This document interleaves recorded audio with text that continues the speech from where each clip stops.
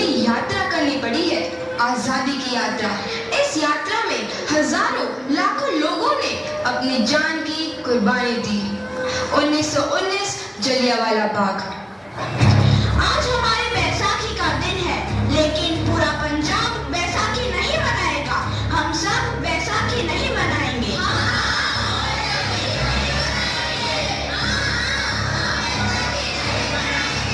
जब तक हम अंग्रेजों को भारत से बाहर नहीं निकाल देते, पूरा पंजाब बैसाखी नहीं मनाएगा। अच्छा, तो तुम सब हमारा विरोध करता है, भाग जाओ यहाँ से। इसका अंजाम बहुत ही बुरा होगा। हम नहीं जाएंगे, तुम लोग जाओगे। हमें नहीं, तुमको भारत से भागना होगा। Soldiers fire!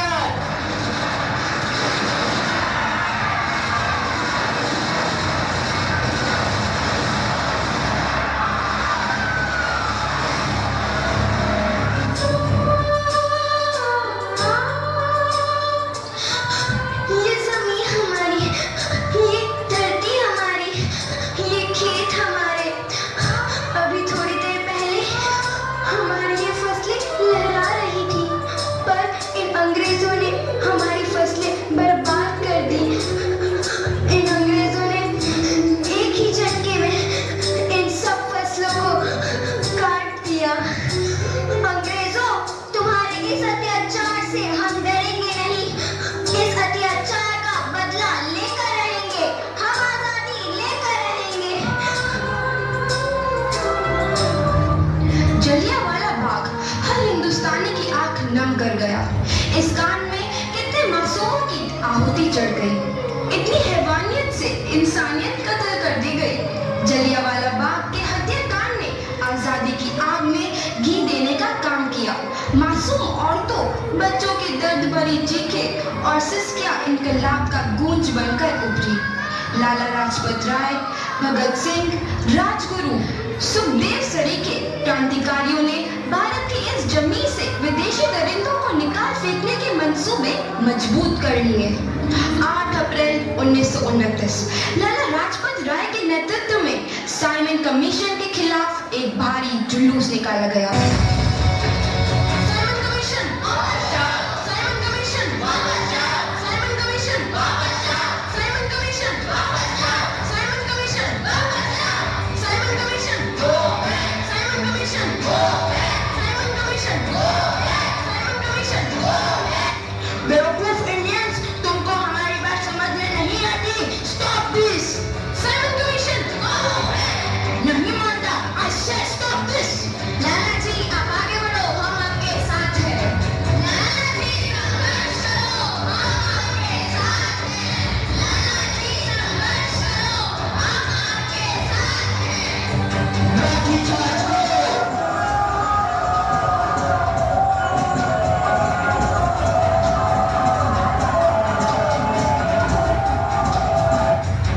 अरे लाला जी को तो बहुत गहरी चोट लगी है, उनका सर फट गया है। मेरे शरीर में लगी एक एक लाठी अंग्रेजी सरकार के कफन में कील का काम करेगी। ये आजादी की लड़ाई रुकनी नहीं चाहिए। ये जिम्मेदारी मैं तुम सबको सौंप कर जा रहा हूँ।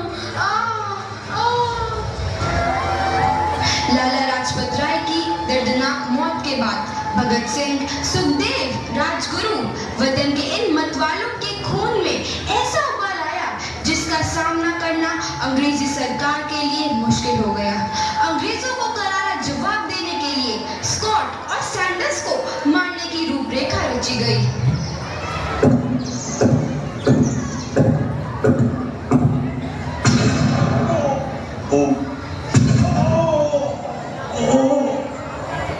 सैंडर्स मारा गया। चारों तरफ तहलका मचा था। दीवारों पर लिखा था, लाला जी की मौत का बदला ले लिया गया है। भगत सिंह समेत सभी वहां से फरार हो गए। 8 अप्रैल 1929 दिल्ली में ब्रिटिश सरकार की सेंट्रल लेजिस्लेटिव असेंबली की बैठक में 2 बम धमाके की आवाज सुनाई दी।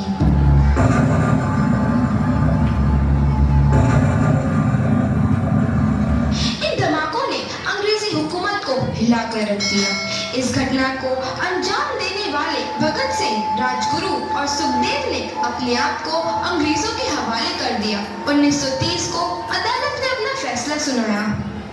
मुलजिम भगत सिंह, मुलजिम राजगुरु, मुलजिम सुखदेव को दफा 121 और दफा 302 के तहत ये अदालत तीनों को मुजरिम करार देती है और इस गुस्ताखी के लिए ये अदालत इन तीनों को सजाए मौत की सजा सुनाती है।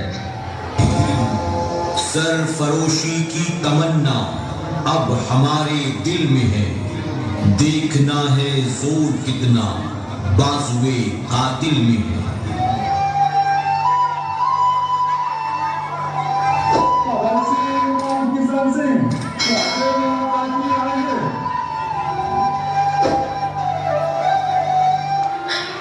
पुत्र की हाल है तेरा?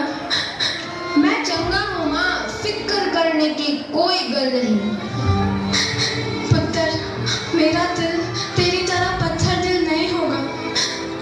तेरी ये गला सुन के मेरा कलेजा फटे जा रहा है। माँ, मेरा दिल कोई पत्थर जैसा नहीं है, एक वतन परस्त का दिल है जो मेरे देश प्रेम के जज्बे को ताकत देता है। बेटा, मेरा लाल, माँ, आज मेरी तपस्या पूरी होने जा रही है। जे तू रोई तो मैंने तकलीफ होइया। सोच, तेरा पुत्र आज शादी करने वास्ते जा रहा है। फर्क केवल इतना है, वो घोड़ी पर नहीं फांसी पर चढ़ने वास्ते जा रहा है। आज तू क्रांतिकारी की माँ है, कल तू एक शहीद की माँ होगी। माँ, पुत्र भगत, तू इतनी छोटी उम्र में हम सबको छोड़ के चला जाएगा? तूने जिंदगी में देखा ही क्या है पुत्र?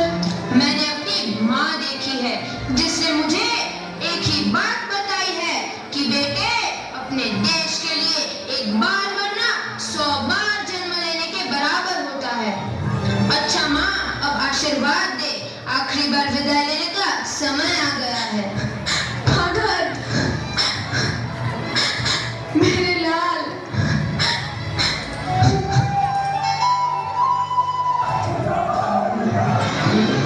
भगत सिंह, तुम्हारी कोई आखिरी ख्वाहिश? हमारे हाथ खोल दिए जाए। हम तीनों दोस्त एक दूसरे से गले मिलना चाहते हैं, उनके हाथ खोल दिए जाए।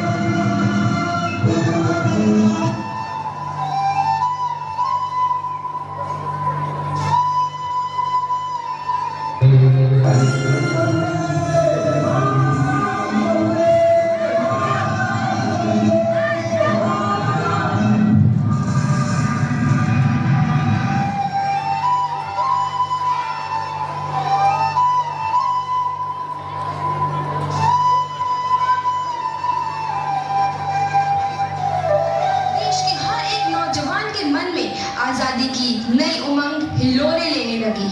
अंग्रेजों भारत छोड़ो का नारा जोर पकड़ रहा था।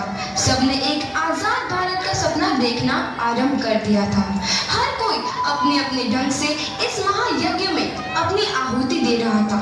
सुभाष चंद्र बोस, रानी लक्ष्मीबाई, तात्या टोपे और मंगल पांडे जैसे शहीदों की कुर्बानी रंग लाई।